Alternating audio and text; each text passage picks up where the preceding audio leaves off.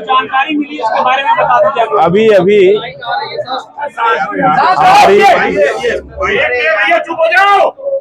अभी हमारे अधिवक्ता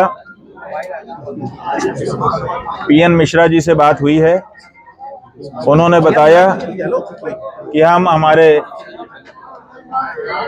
दूसरे अधिवक्ताओं के मंडल के साथ न्यायालय में आपका पक्ष हम लोगों ने रखा, जिसका नेतृत्व गुप्ता जी ने किया और विस्तार से न्यायालय में चर्चा हुई। दोनों पक्षों ने अपनी अपनी दलील रखी और न्यायालय ने ये कहा कि हम फैसला रिजर्व कर रहे हैं और शेल नॉट बी अरेस्टेड, जो अरेस्टमेंट की कार्यवाही है उसको उन्होंने रोक दिया है कि गिरफ्तार नहीं किया जाना चाहिए। गुरुजी, इस फैसले को आप लोग कैसे देखते हैं, क्योंकि आप लोग ऐसा है कि वहां पर हम लोगों ने जो दलील रखी वो इस बात की दलील थी कि ये मुकदमा झूठा बनाया गया है। निश्चित रूप से न्यायाधीश को ये बात हमारी जो वहाँ पर रखी गई थी इसमें बल दिखाई दिया होगा, तभी तो उन्होंने इस तरह का एक निर्देश प्रदान किया है। इसलिए हम आरंभ से कह रहे थे कि हमारा काम है जो बात जैसी है उसको न्यायाधीश के सामने ठीक से रखना। हम लोगों ने रखा और आप देखिए कि न्यायाधीश ने जो वर्डिक्ट दी है, जो एक आदेश पारित किया है, उससे ये पता चलता है कि वो समझ रहे हैं कि इस मामले को बनावट बना करके रखा गया है।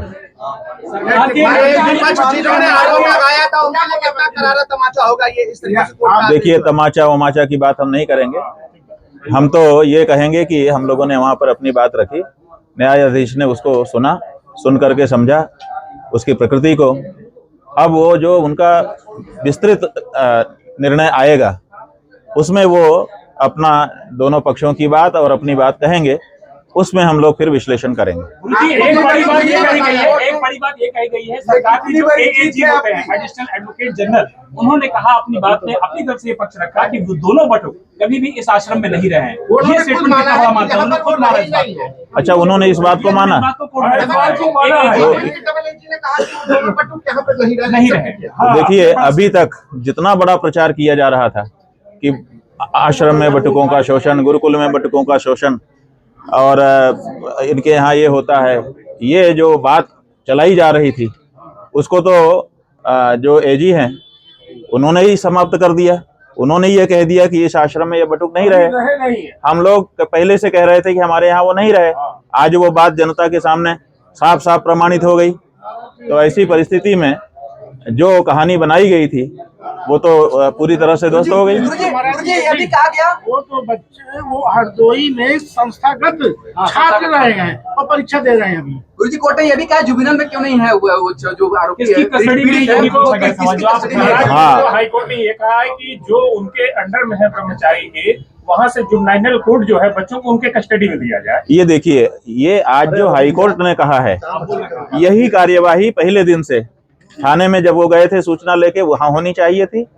जब वो एसपी और उससे ऊपर के रैंक के अधिकारियों को ईमेल आदि कर रहे थे तो वहां से ये डायरेक्शन आना चाहिए था कि पहले बच्चे को जुवेनाइल में भेजो, मेडिकल कराओ आदि आदि।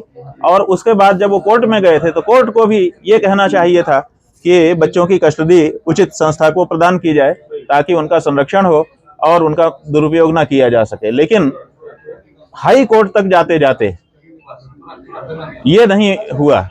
जो कोर्ट ने आज निर्णय किया है उसमें ये बात आई है कि अगर ऐसा कोई अपराध हुआ है तो उसका जो प्रोसीजर है उसको ठीक से करना चाहिए। जो प्रथम दृष्टया आप सब लोगों के माध्यम से हमको जानकारी दी जा रही है उसके आधार पर हम ये बात कह रहे हैं कि आज कम से कम उन बच्चों को सही कस्टडी देने की बात कही गई। इसके पहले तो कस्टडी की बात ही नहीं थी। इसके पहले तो केवल हवाई एक किला बना दिया गया था और शंकराचार्य जैसी संस्था को बदनाम करने के लिए तरह तरह की कहानियां गढ़ दी गई थी।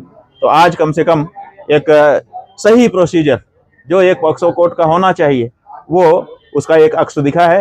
बाकी तो आगे और प्रकरण आएंगे तो आपको दिखाई देगा।